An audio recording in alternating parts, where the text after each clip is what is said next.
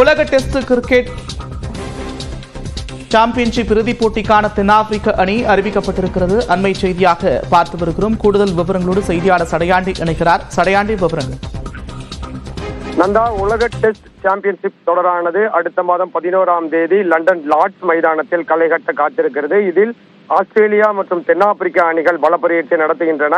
2 தினங்களுக்கு முன்பு ஆஸ்திரேலிய அணி அறிவிக்கப்பட்டிருந்த நிலையில் தற்பொழுது தென்னாப்பிரிக்க அணி அறிவிக்கப்பட்டிருக்கிறது. பவுமா தலைமையிலான தென்னாப்பிரிக்க அணியில் தமிழ்நாட்டைச் சேர்ந்த ஒரு வீரர் இடம் பிடித்திருக்கிறார் என்பது ஒரு கூடுதல் சிறப்பம்சமாக பார்க்கப்படுகிறது. சேனுராமு முத்துசாமி என்பவர் தமிழ்நாட்டைச் சேர்ந்த தமிழ் வம்சாவளியைச் சேர்ந்த ஒருவர் தென்னாப்பிரிக்க அணியில் இடம் பிடித்து உலக டெஸ்ட் சாம்பியன்ஷிப் தொடரின் இறுதிப் போட்டியில் ஆஸ்திரேலியா அணிக்கு எதிராக விளையாட இருப்பது ஒட்டுமொத்த தமிழ்நாட்டையும் பெருமைப்பட வைத்திருக்கிறது என்றுதான் சொல்ல வேண்டும். கிட்டத்தட்ட ஏற்கனவே டெஸ்ட் சாம்பியன்ஷிப் தொடரானது 2 டெஸ்ட் சாம்பியன்ஷிப் தொடரின் இறுதி யுத்தத்தில் இந்திய அணி விளையாடி ஒரு தோல்வியை சந்தித்திருக்கிறது. தற்பொழுது அந்த நூல் இலையில் இந்திய அணி பங்கேற்க முடியாமல் ஆஸ்திரேலியாவும் தென்னாப்பிரிக்காவும் அந்த இறுதிப் போட்டிக்கு தகுதி பெற்றிருந்தனால் பேட் கமின்ஸ் தலைமையிலான ஆஸ்திரேலிய அணியும் பவுமா தலைமையிலான தென்னாப்பிரிக்க அணியும் இதில் விளையாடுகின்றன. இந்த பவுமா தலைமையிலான தென்னாப்பிரிக்க அணியில் சேனுரான் முத்துசாமி என்பவர் இடம் பிடித்திருக்கிறார். இவர்